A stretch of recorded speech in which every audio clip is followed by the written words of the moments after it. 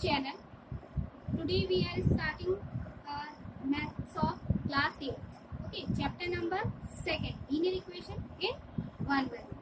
आइए देखते हैं सबसे पहले linear equation in one variable chapter में जो भी बेसिक टर्म्स आपकी यूज होने वाली पूरे चैप्टर है ना, पहले हम उसके बारे में बेसिक इंफॉर्मेशन ले लेते हैं, उसके एक छोटा सा इंट्रोडक्शन, देन फिर हम स्टार्ट करेंगे 2.1 एक्सरसाइज. ओके, आइए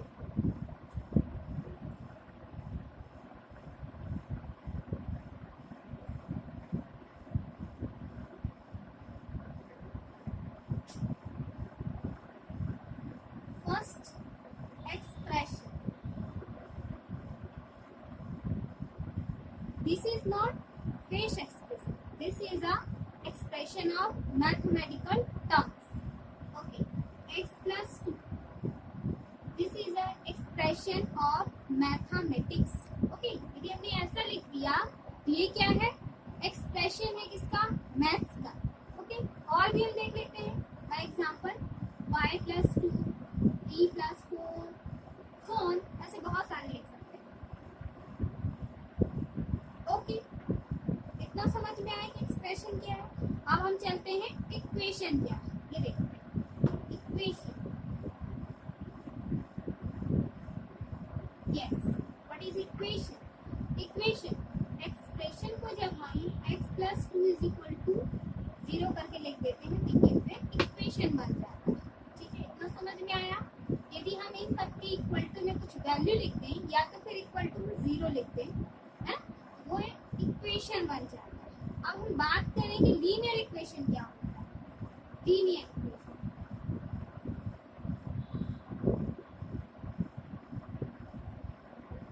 लीनियर इक्वेशन जैसा कि हमें नाम से ही पता चल रहा है, linear that means one line.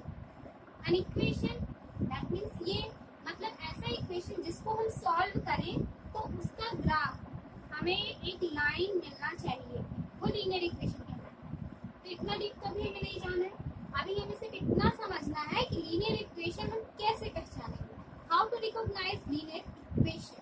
Okay, जैसे हमने लिख दिया 2x plus 4 is equals to 0. 4x square plus 4x plus 5 equal to 0. अब हम दोनों इक्वेशंस को ध्यान से देखेंगे और इसमें मैं सबसे पहले दो टर्म्स और आपको डिफाइन कर दूं. This is a constant term. Constant terms कहलाते हैं. ठीक है, ये और ये सारे क्या है? कांस्टेंट टर्म्स कहलाते हैं. ठीक है, फिर ये वाली जहाँ पे हमारे अल्फाबेट्स, इंग्लिश अल्फाबेट्स होते हैं A B C D X Y Z, तो ये जो इंग्लिश अल्फाबेट्स हम यूज करते हैं इक्वेशन बनाने के लिए, इन्हें हम बोलते हैं वेरिएबल. क्या बोलते हैं हम? वेरिएबल. ठीक है, क्या बोलते हैं? वेरिएबल. ओके, ये होगी हमारी वेरिएबल, ये होगी हमारा कांस्टेंट, ये भी कांस्टेंट. तो जिस इक्वेशन में वेरिएबल की हाईएस्ट पावर 1 होती है, ओके, वो हमारा कहलाता है linear equation. In which equation having highest maximum value of variable always 1 is called a linear equation. Okay, इसमें वेरिएबल की हाईएस्ट पावर कहाँ लगती है? यहाँ कोई पावर नहीं लगी, ऐसा कुछ लिखा है क्या? देखिए यहाँ पे 2 लगते हैं, मतलब ये लीनियर इक्वेशन नहीं. लीनियर इक्वेशन क्या कहलाएगा? जब हमें वेरिएबल की हाईएस्ट पावर 1 मिले. ठीक है, यदि मैं ऐसा लिखूं 4y plus 3 तो क्या है लीनियर इक्वेशन? यस, देखो ना, देखिए यहाँ दोनों ही जगह y की पावर क्या है? 1 है, और ये दोनों ऐड भी हो जाएंगे. ये लाइक टर्म से तो ये हो जाएगा 5y plus 3 = 0. ठीक है, इतना समझ में आया स्टूडेंट्स कि what is a linear equation. अब बात हो रही थी हमारे चैप्टर में लीनियर इक्वेशन है one variable. Linear equation in one variable. ठीक है, क्या था हमारा चैप्टर का नाम है linear equation in one variable. One variable that means जिस इक्वेशन में केवल one variable only for one variable is called a linear equation. Linear equation in one variable, जिसमें only एक ही वेरिएबल, जैसे यहाँ पे y ही यूज हुआ है, यहाँ पे x यूज हुआ है। अब यहाँ पे यदि मैं ऐसा लिखूं 5y 4x = 0, अब यहाँ पे दो अल्फाबेट यूज हो गए ना इंग्लिश के, जिनको हम वेरिएबल बोल रहे थे, तो दो अलग अलग वेरिएबल यूज हो गए, मतलब ये हमारा वन वेरिएबल का इक्वेशन नहीं है, ये हो गया linear equation in two variable. ठीक है, अभी हमें कितना पढ़ना, ओनली वन वेरिएबल, तो हमें इक्वेशन में ये चेक करना है कि उसमें इंग्लिश अल्फाबेट्स एक से ज्यादा तो नहीं है, सेम है, अलग डिफरेंट यदि हो गए तो वो आपका linear equation in one variable नहीं होगा, वो linear equation in two variable है। ओके, चलिए अब चलते हैं हम exercise 2.1। Okay,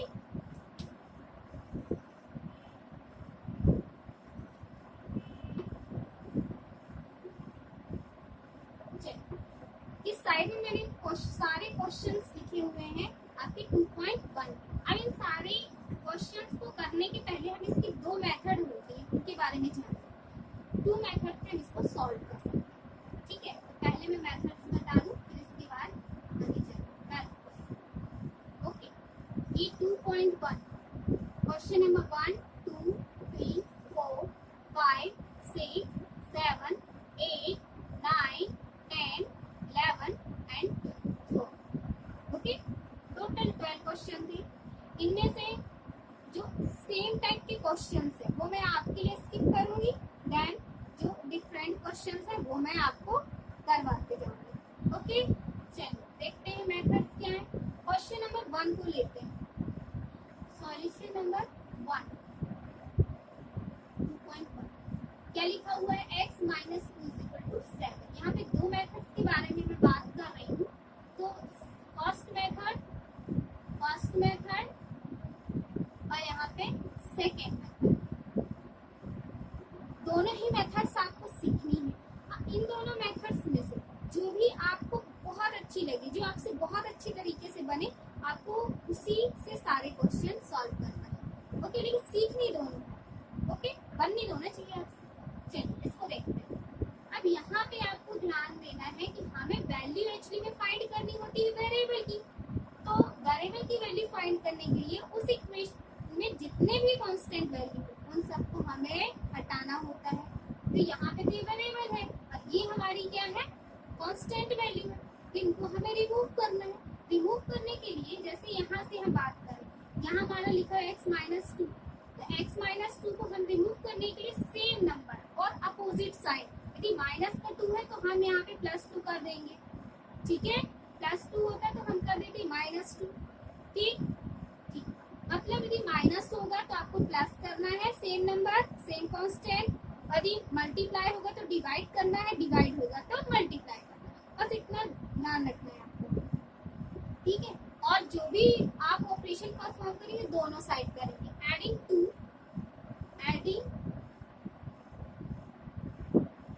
both side, adding to both side, हम 2 को ऐड कर रहे हैं दोनों साइड में। ठीक है, 7 + 2, 2 से 2 कैंसिल, x की वैल्यू देखिए 9 आ गई, आंसर। ओके, अब बाय ट्रांसपोजिशन मेथड से देखते हैं, बाय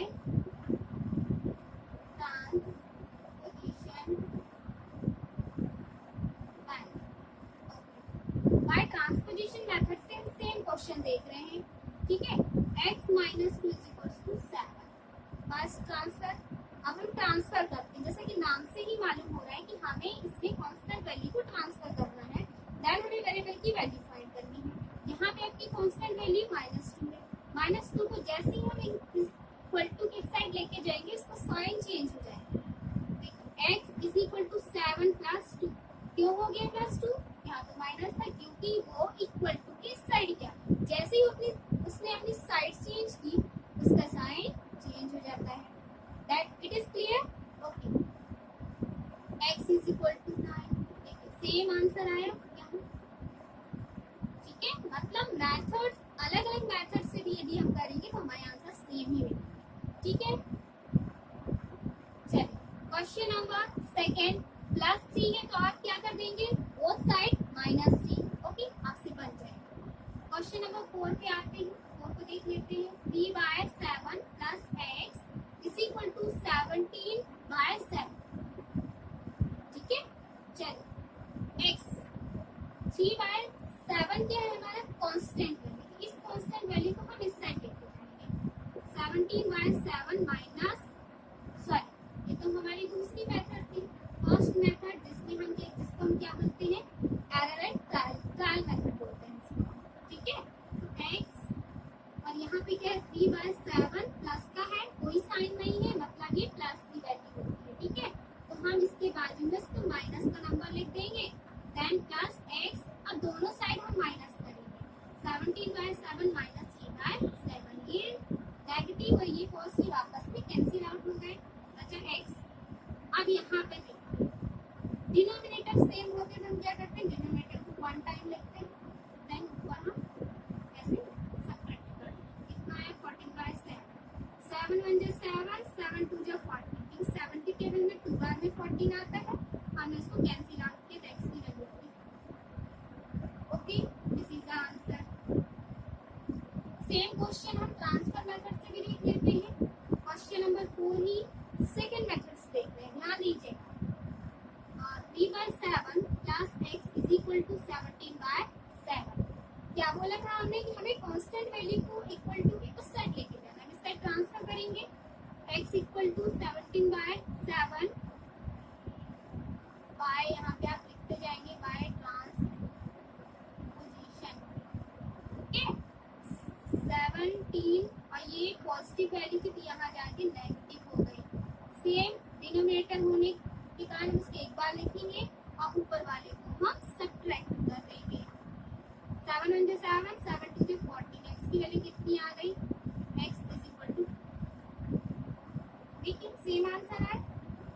ठीक है, चलो इतना आप नोट डाउन कीजिए, इसका नेक्स्ट क्वेश्चन के चलते हैं।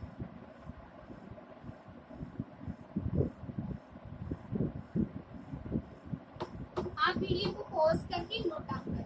ठीक है,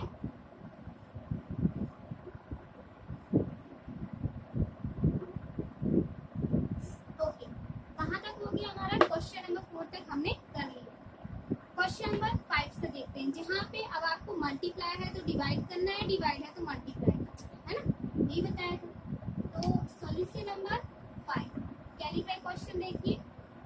6x minus 12 by trial method से देखिए इज इक्वल टू, अच्छा इक्वल टू 12। ठीक, तो यहाँ पे देखिए 6 को हमें x के पास से हटाना है, 6 x के मल्टीप्लिकेशन में है तो हम क्या करेंगे 6 से डिवाइड करेंगे, डिवाइड बाय 6 होल साइड।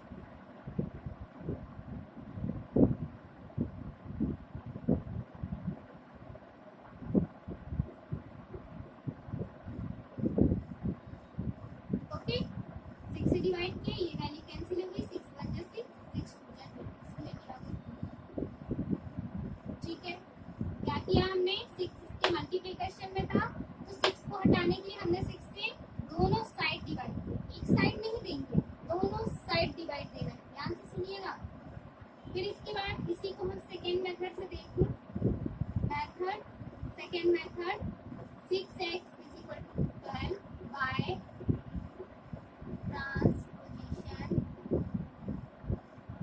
ठीक है, बाय ट्रांसपोजिशन ऑफ 6 का ट्रांसपोजिशन करेंगे हम, 6x यही रहेगा, क्योंकि 6 कहाँ पे है उसके मल्टीप्लिकेशन में, तो जब वो दूसरे साइड में जाएगा तो उसके डिवाइड में जाएगा, बाजू में है तो वो नीचे चला जाएगा। 6 1 जा 6, 6 2 जा 12, x की वैल्यू आ गई, सेम वैल्यू आ गई। ठीक है, चलिए next question number 6।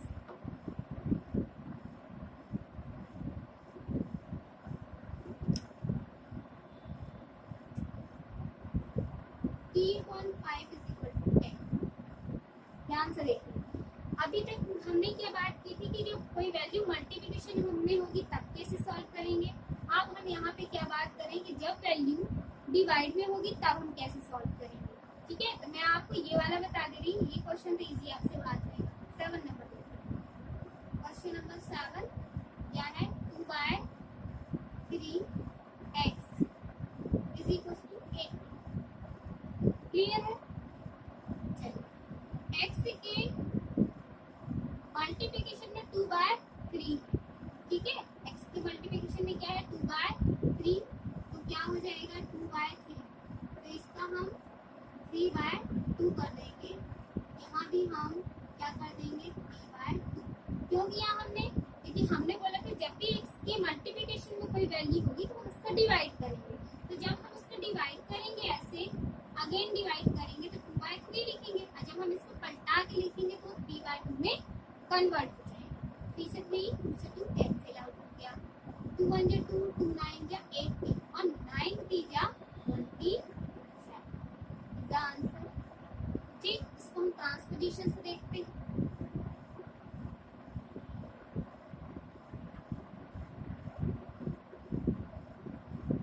Bye transposition method, ये आपकी सेकेंड मेथड है। 2x/3 = 18। ओके, नेक्स्ट सबसे पहले हम क्या करेंगे, 3 डिवाइड में है उस साइड जाके मल्टीप्लिकेशन हो जाएगा इसका 18 × 3। ठीक है, ओके, अब या तो हम इसका मल्टीप्लाई करके लिख सकते हैं, 18 3 जा 54, 2x x is equal to 54 upon में क्यों गया, क्योंकि 2 इसकी मल्टीप्लिकेशन में था इसलिए वो नीचे चला गया।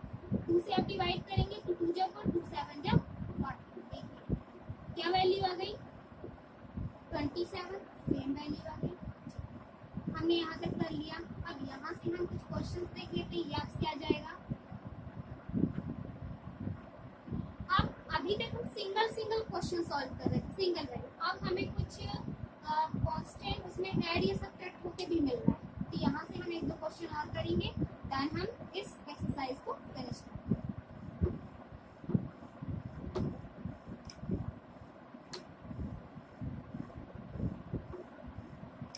ओके स्टूडेंट्स, क्वेश्चन नंबर, ये दोनों आप देख रहे हैं कि 9 और 10 बिल्कुल इक्वल है, सेम क्वेश्चन। तो सेम क्वेश्चन में हम एक पिक आउट करेंगे इनमें से। ये भी सेम क्वेश्चन है, 1 2 3 9 10 11 आपके सेम क्वेश्चन है, उसमें से हम 11 क्वेश्चन लेते हैं। 11 17 + 60 = 9। ओके स्टूडेंट्स, 17 को हमें सब्ट्रैक्ट करना है, इसको भी मैं दोनों मेथड से आपको बता देती हूँ, फर्स्ट मेथड और ये आपकी सेकेंड मेथड। ठीक है, फर्स्ट मेथड में हम क्या करेंगे, 17 को हटाने के लिए हम 17 से सब्ट्रैक्ट करेंगे, सब्ट्रैक्ट 17 फ्रॉम इक्वेशन, इसकी इक्वेशन भी आप दे सकते हैं, equation 1 both side, subtracted 17 from equation 1 both side, plus 60 = 9 - 17। Okay, 17 से 17 कैंसिल आउट हुआ, बचा यहाँ पे 6 और 17 में से 9 कितना बचा,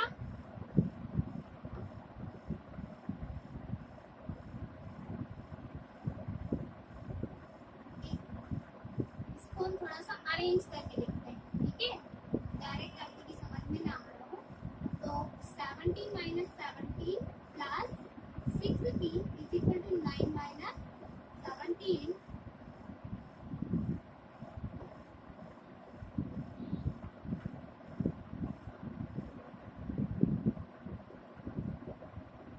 ठीक है, चलिए और देखते हैं आगे हम। p 8/6, 2 3 जा 2 4 जा 2 1 जा 2 जा, p की वैल्यू कितनी आ गई 2। ओके, अब ये सेम वैल्यू हम इससे देखते हैं by transposition method.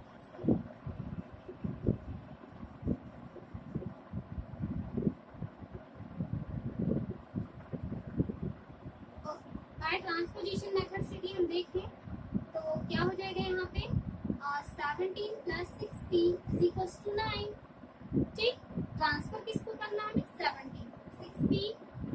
9 minus 17 equals to 8. Okay 6p यही रहने देंगे और हम 6 को अपॉन में लेके जाएंगे। जैसी साइड चेंज हुआ वो मल्टीप्लिकेशन की जो वैल्यू थी वो डिवाइड में आ गई। 6 कहाँ गया हमारा नीचे, तो 6 2 की टेबल में दोनों वैल्यू आती हूँ, 2 से डिवाइड कर देंगे। 2 3 जा 6 4 जा 8।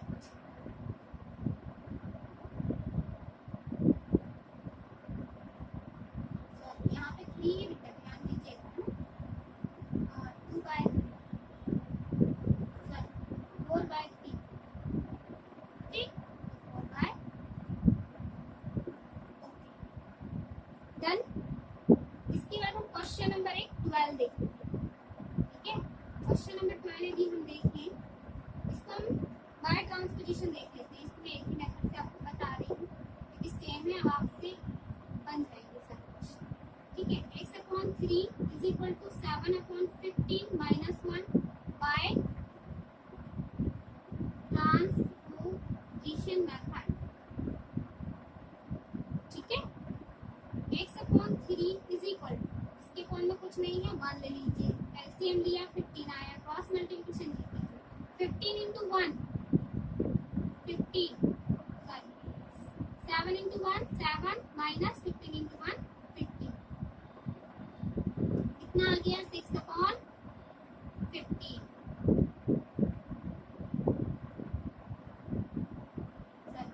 8, ठीक है, 8 आया। अब ये वैल्यू हम यहाँ पे देख लेते हैं, x/3 is equal to 8/50, clear है इतना। आगे चलते हैं, x इज इक्वल टू 8/50। अब ये वैल्यू कहाँ थी, डिवाइड, तो कहाँ जाएगी, मल्टीप्लाई में जाएगी। ये देखिए 3 1 जा 3, 3 5 जा 50, कितनी आ गई वैल्यू 8/50,